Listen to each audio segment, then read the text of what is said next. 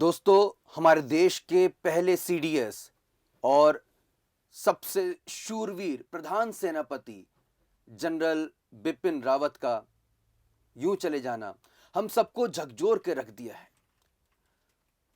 किसी का भी जहन ये मानने को तैयार नहीं है कि ऐसा कैसे हो गया, कोई चमत्कार क्यों नहीं हुआ, हमारे प्रधान सेनापति हमारे बीच क्यों नहीं है। ये तमाम सवाल आपके और मेरे जहन में लगातार हमको परेशान किए हुए हैं, हमको उद्वेलित किए हुए हैं। और इन्हीं सब प्रश्नों का उत्तर जब हम भौतिक जगत से नहीं हासिल कर पाते हैं तो हम कहीं ना कहीं भगवान की शरण में जाने की कोशिश करते हैं। और ज्योतिष को कहा जाता है कि वही एक ऐसी विद्या है जिसके ज़रिए कहीं ना कहीं हम उन पहलुओं को जानने की कोशिश करते हैं जिन्हें हम स्पष्ट तौर पर सामने नहीं देख पाते हैं। और आज इसी महत्वपूर्ण विषय पे प्रसिद्ध ज्योतिषाचार्य पंडित अरविंद तिवारी जी को इंडिया फर्स्ट के स्टूडियो में मैंने आमंत्रित किया है और उन तमाम सवालों को ज्योतिष गणना के ज़रिए जानने की हम यहाँ पर कोशिश करेंगे।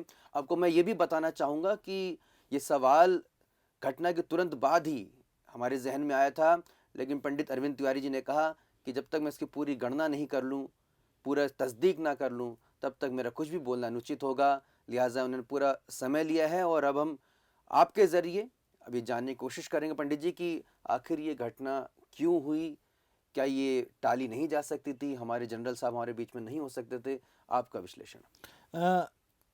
नमस्कार और इंडिया फर्स्ट देख रहे सभी दर्शकों को पंडित अरविंद तिवारी का बहुत बहुत नमस्कार। बिल्कुल जो आशुतोष जी ने कहा, मैंने पूरा एक दिन का समय लिया।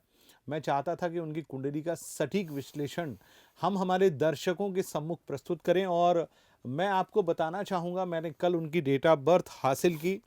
चूँकि उनके जन्म का समय मिलना थोड़ा मुश्किल था तो मैंने उनका चेहरा पढ़कर उनके जन्म के समय को बनाया। जन्म स्थान तो हमारे पास मौजूद था। तो उनकी जो जन्म तिथि थी कुछ इस प्रकार से थी। मृत्यु की तिथि तो निसंदेह कल की थी। कल की तारीख यानी 8 तारीख को उनका देहावसान हुआ। 16 मार्च 1958 को प्रातःकाल 9 बजे गढ़वाल यानी पौड़ी गढ़वाल उत्तराखंड में उनका जन्म हुआ था। उनकी जन्म कुंडली कुछ इस प्रकार से है। जन्म कुंडली आप हमारे बैकग्राउंड में या टीवी स्क्रीन पर भी आप देख पाएंगे। उनकी कुंडली कुछ इस प्रकार से है। मेष लग्न और मकर राशि के वो जातक थे। श्रवण नक्षत्र के दूसरे चरण में जन्म हुआ। देखिए, चंद्रमा का कल गोचर भी श्रवण नक्षत्र में था। बड़ा एक ऐसा अजीब सा प्रश्न है कि जब चंद्रमा आपकी स्वयं की राशि में हो और उसके बाद भी आपके जीवन में दुर्घटना घटे तो आखिरकार उसके पीछे का क्या कारण होना चाहिए। मैं उनकी कुंडली के बारे में कुछ जो पहलू हैं वो पहले सकारात्मक पहलू आपके सामने रखता हूं और फिर ये आपको मैं विश्लेषित करने की कोशिश करूंगा कि आखिरकार क्यों उनकी मृत्यु हुई और ऐसे कौन से ग्रह थे, या आपकी भी कुंडली में कोई ऐसा ग्रह या ऐसी अंतर्दशा आपके जीवन में आए तो आप कोशिश करिए कि उन दिनों को आप टाल दें। उन दिनों में आप कहीं यात्रा नहीं करें। कोई बड़ी जगह आपको जाना हो, हवाई जहाज हो, रेल मार्ग से जाना हो या सड़क मार्ग से आपको यात्रा करनी हो, तो आप उस समय में, उस काल और उस खंड में आप यात्रा करने से बचिएगा। हमारे विश्लेषण करने का यही एक तात्पर्य है। तो पहले मैं उनकी कुंडली के बारे में आपको बता दूं। आप हमारे टीवी स्क्रीन पर भी देख सकते हैं। मेष लग्न और मकर राशि के जातक थे। लग्न में केतु था। सूर्य जो पंचम भाव का स्वामी था वो 12वें भाव में बुध के साथ कंजक्ट था। शनि नवम भाव में बैठा हुआ था यानी भाग्य स्थान में। दशम भाव में चंद्रमा, शुक्र और मंगल।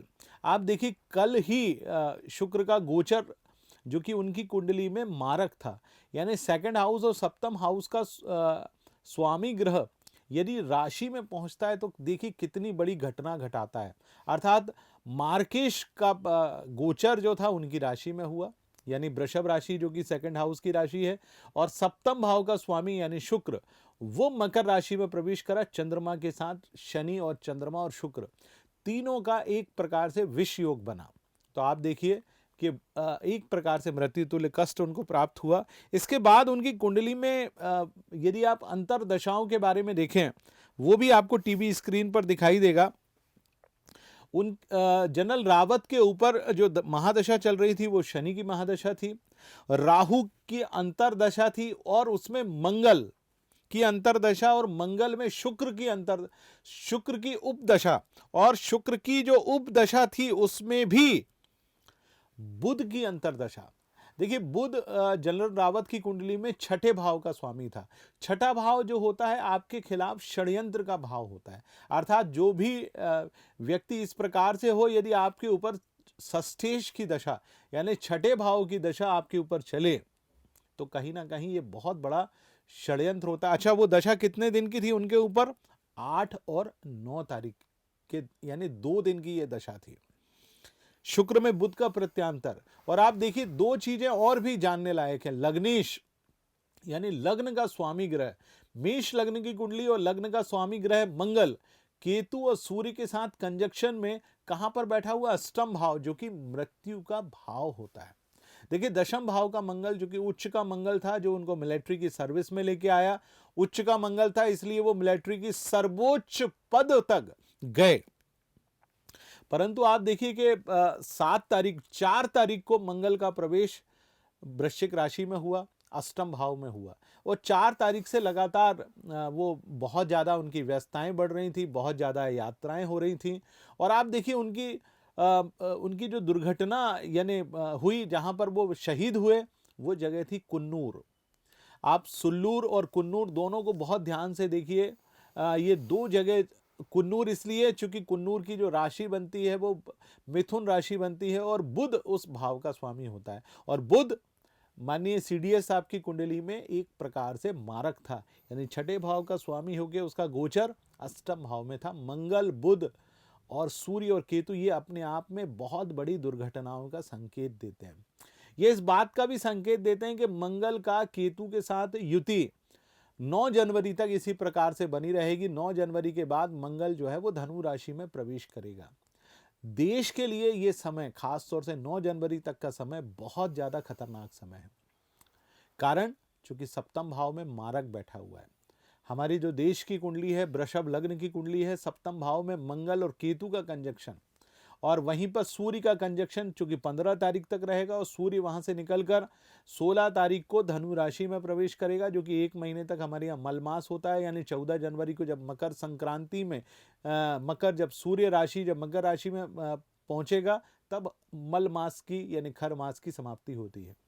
तो ये समय कुल मिलाकर न केवल उनके लिए अपितु देश के लिए भी बेहद कमजोर था। पंडित जी, ये जो इसको क्या दुर्घटना माने, ये इसमें कोई साजिश भी आप देख रहे हैं, कोई षड्यंत्र भी आप देख रहे हैं? क्योंकि अगर हम देखें तो मौसम बहुत ज़्यादा कोई ख़राब नहीं था। सेना का अत्याधुनिक हेलीकॉप्टर था, डबल इंजन था, और हमारे जो पायलट्स हैं जो बहुत ही, जब वीवीआईपी को लेकर ट्रैवल कर रहे हैं तो बहुत ही आला पायलट उसको चला रहे होते हैं, बेहतर पायलट उसको चला रहे होते हैं। तो किसी भी तरीके से तकनीकी दृष्टिकोण को ये मानना, क्या आपको लगता है क्या कारण हो सकते हैं? क्या वाकई में सिर्फ ये दुर्घटना है या इसके पीछे कोई बड़ा षड्यंत्र आप देख रहे हैं? देखिए मैं इसमें निसंदेह षड्यंत्र को देख रहा हूं, क्योंकि उनके ऊपर जो दशा प्रारंभ हुई थी, 2 दिन की ये दशा आई।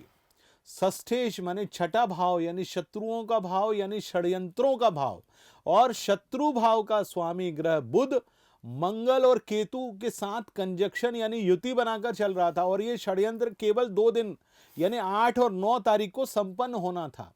तो मेरा मानना है कि इस पूरी घटना में मुझे षड्यंत्र की बू आती है। मैं केवल और केवल ज्योतिष के आधार पर इस बात को बहुत विनम्रता से हमारे इंडिया फर्स्ट चैनल को देखने वाले या जो भी दर्शक हमारे इस चैनल को और इस घटनाक्रम को देख रहे हैं, उनको ये मैं बताना चाहूँगा कि जब भी छठे भाव का स्वामी ग्रह बुध अष्टम भाव यानी मृत्यु के भाव में मंगल के साथ कंजक्शन में बैठता है, तो जातक के साथ षड्यंत्र होता है, और षड्यंत्र के तहत उसकी या तो मृत्यु होती है या मृत्यु तुल्य कष्ट प्राप्त होता है। पंडित जी, तो क्या समझा जाए, कोई बाहरी आपको लग रहा है इसमें इन्वॉल्वमेंट है? चीन, पाकिस्तान जैसे हमारे दुश्मन मुल्क हमारे सीमाओं पर लगातार उनके साथ हमारा संघर्ष की स्थिति बनी हुई है, या आपको लगता है कि कोई ऐसा गद्दार जो है उसकी वजह से, हालांकि इसकी संभावना बेहद कम हम कह सकते हैं, लेकिन किसी भी चीज़ को यहाँ पे इनकार नहीं किया जा सकता, दरकिनार नहीं किया जा सकता। क्या लग रहा है कारण क्या हो सकता है? क्या किसी ऐसे व्यक्ति की सहायता से हमारे दुश्मन जो हैं उन्होंने हमारे सीडीएस साहब का इस तरह से उनका निधन हुआ है? देखिए निसंदेह मैं बात कर सकता हूँ चीन और पाकिस्तान की। देखिए दोनों मिथुन राशि के देश हैं। मिथुन राशि का स्वामी ग्रह बुध होता है, और बुध जनरल रावत की कुंडली में छठे भाव का स्वामी था, और छठे भाव का स्वामी अष्टम भाव में पहुंचना, तो इसमें पूरी साजिश चीन और पाकिस्तान की मैं मानता हूं। चीन और पाकिस्तान ने कहीं ना कहीं इस पूरे उसमें षड्यंत्र रचा, निसंदेह कोई ना कोई उनसे मिला होगा और इस प्रकार की घटना घटी। क्योंकि जिस प्रकार से उनका हेलीकॉप्टर हवा में उड़ रहा था और हवा में विस्फोट हुआ, मुझे देखकर बहुत दुखद होता है। चूंकि अष्टम भाव में मंगल का बैठना और मंगल का बुध के साथ कंजक्शन होना, बुध चूंकि वायु का कारक होता है, और वायु के सेना के हेलीकॉप्टर में बैठ के वायु में मंगल के साथ युति हुई, यानी धमाका हुआ। तो छठे भाव का स्वामी बुध मंगल के साथ युति बनाकर चूंकि अष्टम भाव में बैठा, और चीन और पाकिस्तान दोनों की राशि मिथुन है और मिथुन राशि का स्वामी बुध है। मैं पूरी तरह से इस बात को मानता हूं कि चीन और पाकिस्तान की कहीं ना कहीं इस पूरी दुर्घटना में कोई ना कोई बड़ी भूमिका है। मैं भारत सरकार, भारत के प्रधानमंत्री, भारत के राष्ट्रपति जी, भारत के जो मिलिट्री के सेना अध्यक्ष हैं जनरल नरवणे, मैं भारत के एनएसए अजीत डोभाल जी, इन सब से निवेदन करता हूं, हाथ जोड़ के करबद्ध निवेदन करता हूं कि हमारे देश का वीर सिपाही एक आकस्मिक मृत्यु का शिकार हुआ।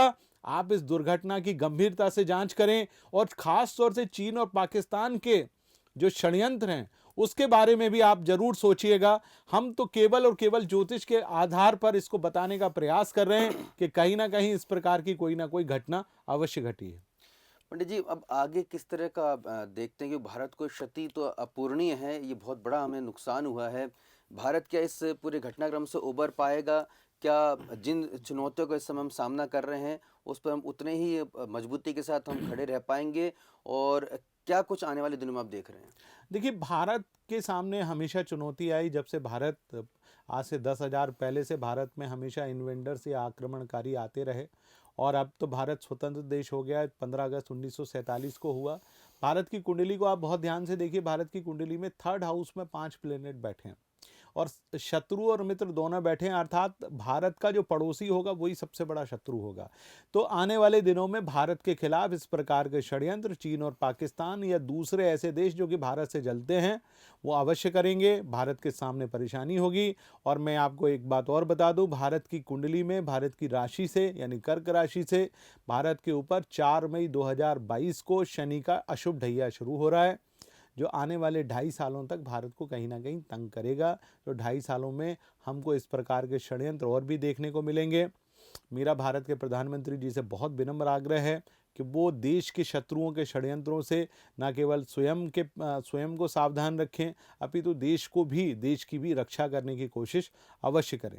ये जो ढैया काल आपने बताया, उसमें क्या किसी प्रकार की युद्ध की भी आप आशंका दिखाई दे रही है आपको? बिल्कुल, मैं आपको बताऊं, ढैया शनि है। अष्टम भाव में जब भी शनि जाता है तो कहीं ना कहीं वो कष्ट तो देता ही है। और जब भी मंगल शनि को देखेगा या शनि मंगल को देखेगा या शनि मंगल की युति बनेगी तो निसंदेह युद्ध या युद्ध जैसी परिस्थितियों का निर्माण अवश्य होगा।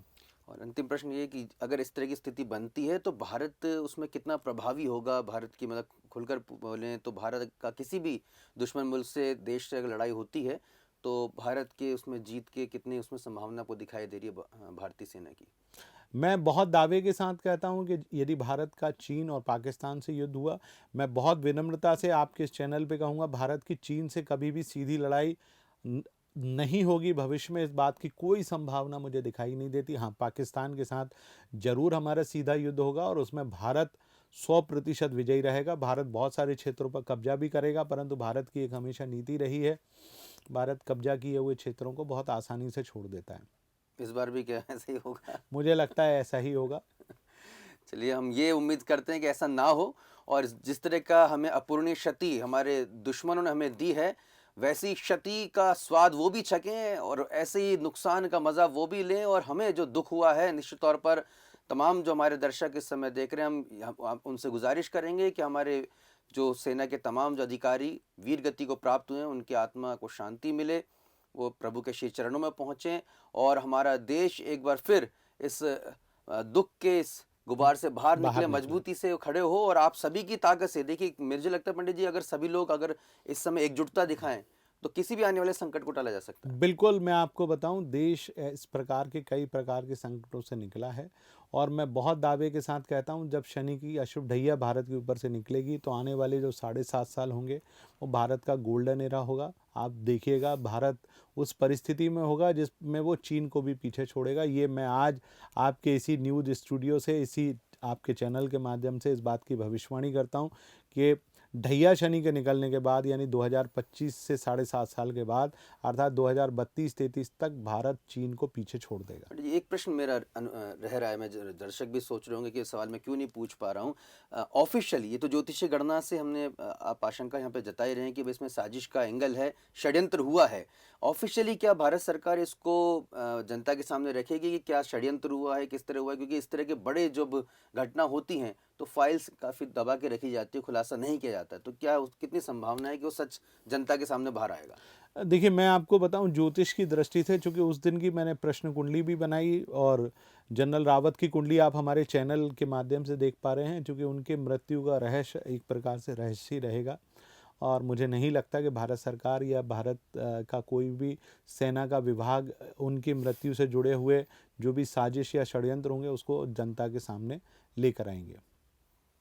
ठीक है, जनता के सामने वो भले ही वो रहस्य सामने नहीं आया, लेकिन हमारे देश के जो सेना के जवान हैं, हमारी एजेंसीज हैं, खुफिया एजेंसी, और हमारे देश के जो तमाम प्रबुद्ध राजनेता हैं, वो निश्चित तौर पर ऑफिशियली इन तमाम रहस्यों को जान जाएंगे और हम उम्मीद करते हैं कि उस पर सख्त कदम वो उठाएंगे। फिलहाल ज्योतिषीय गणना के हिसाब से पंडित जी ने तमाम उन सवालों को जवाब देने की यहाँ पे कोशिश की है, लेकिन अगर फिर भी कोई सवाल बाकी रह जाए तो आप ज़रूर कमेंट करके उन सवालों को हम तक पहुँचा सकते हैं। हम पंडित जी को पुनः आमंत्रित करेंगे, फिर से उन्हें बुलाएंगे, उन तमाम सवालों का जवाब देने की कोशिश करेंगे। फिलहाल तो मैं यही कहूँगा, जय हिंद, जय भारत, और विपिन रावत जी को इस दोनों हमारी तरफ से, पंडित जी की तरफ से, मेरी तरफ से बहुत सादर बहुत श्रद्धांजलि। सादर नमन, सादर श्रद्धांजलि।